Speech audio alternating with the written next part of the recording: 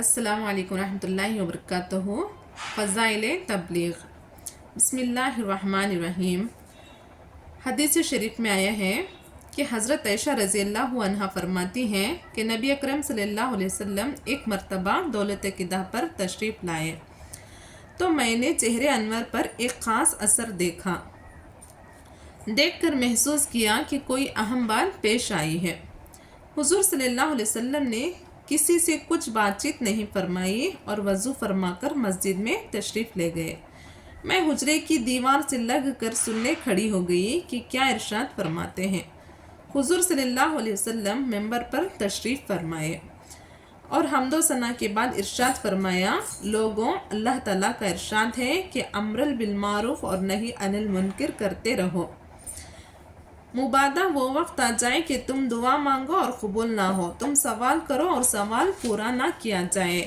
تم اپنے دشمنوں کے خلاف مجھ سے مدد چاہو اور میں تمہاری مدد نہ کروں۔ یہ کلمات طیبہ حضور صلی اللہ علیہ وسلم نے ارشاد فرمائے اور ممبر سے نیچے تشریف لائے۔ حضرت ابو درد رضی اللہ عنہ جو ایک جلیل القدر صحابی ہیں، فرماتے ہیں کہ تم امر بالمعروف اور نہی عن المنکر کرتے رہو، ورنہ اللہ تعالیٰ تم پر ایسے ظالم بادشاہ کو مسلط کر دے گا جو تمہارے بڑوں کی تعظیم نہ کرے، تمہارے چھوٹوں پر رحم نہ کرے۔ اس وقت تمہارے برگزیدہ لوگ دعائیں کریں گے تو قبول نہ ہوگی، تم مدد چاہو گے تو مدد نہ ہوگی، مغفرت مانگو گے تو مغفرت نہ ملے گی۔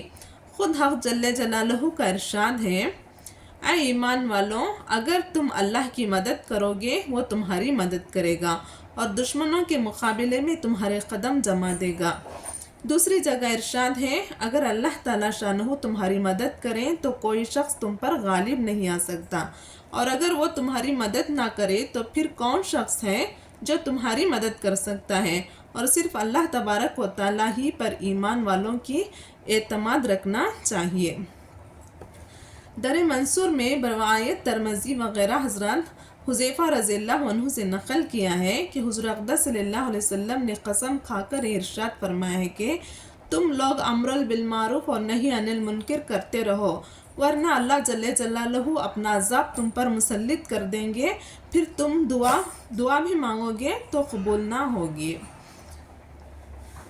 نبی کریم صلی اللہ علیہ وسلم کا ارشاد ہے کہ جب میری امت دنیا کو بڑی چیز سمجھنے لگے گی تو اسلام کی ہیبت واقعیت اس کے قلوب سے نکل جائے گی، اور جب امر بالمعروف اور نہی عن المنکر کو چھوڑ بیٹھے گی تو وحی کی برکات سے محروم ہو جائے گی، اور جب آپس میں گالی گلوچ اختیار کرے گی تو اللہ جل شانہ کی نگاہ سے گر جائے گی۔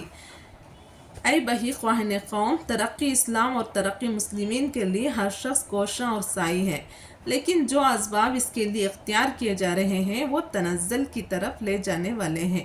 اگر در حقیقت تم اپنے رسول روح فدا صلی اللہ علیہ وسلم کو سچا رسول سمجھتے ہو، ان کی تعلیم کو سچی تعلیم سمجھتے ہو، پھر کیا وجہ ہے کہ جس چیز کو وہ سبب مرض بتا رہے ہیں، جن چیزوں کو وہ بیماری کی جڑ فرما رہے ہیں، وہی چیزیں تمہارے نزدیک سبب شفا و صحت قرار دی جا رہی ہیں۔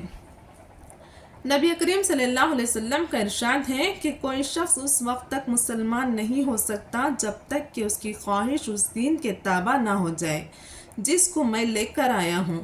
لیکن تمہاری رائے ہے کہ مذہب کی آڑ کو بیج سے ہٹا دیا جائے تاکہ ہم بھی دیگر اقوام کی طرح ترقی کر سکیں۔ اللہ تبارک و تعالیٰ کا ارشاد ہے،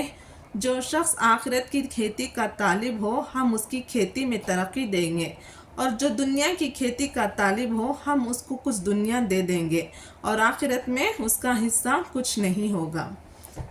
حدیث میں آئے ہیں کہ جو مسلمان آخرت کو اپنا نصب العین بنا لیتا ہے، اللہ جل شانہ اس کے دل کو غنی فرما دیتے ہیں اور دنیا ذلیل ہو کر اس کے پاس آتی ہے، اور جو شخص دنیا کو اپنا نصب العین قرار دیتا ہے